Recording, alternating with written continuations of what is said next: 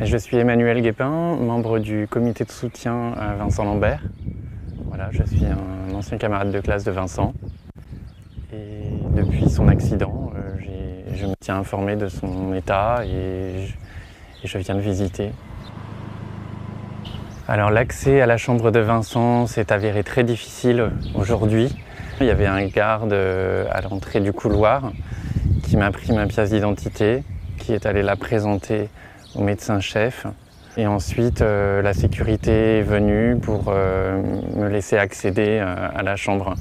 J'étais accompagné de Pierre Lambert, le papa de Vincent, qui tenait à ce que je puisse l'accompagner. Donc, maintenant, voilà, je t'appelle de Strasbourg. Les nouvelles sont peut-être pas bonnes, mais nous sommes toujours là à côté de toi. On te porte, on continue, on va te faire sortir de là, c'est ta juste. Je t'aime, Vincent. Je t'aime et on va se battre, on va te retrouver. Ne t'inquiète pas, allez, je t'embrasse très très fort et je te tiens dans les bras. À bientôt, Vincent.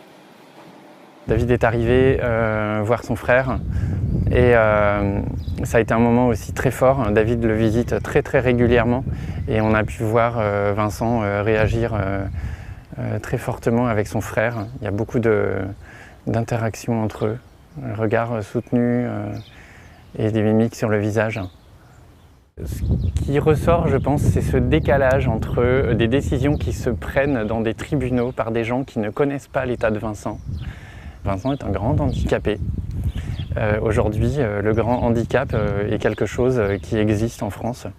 Il y a 1700 personnes aujourd'hui connues en France dans l'état de Vincent. Ces 1700 personnes sont alimentées par une sonde alimentaire.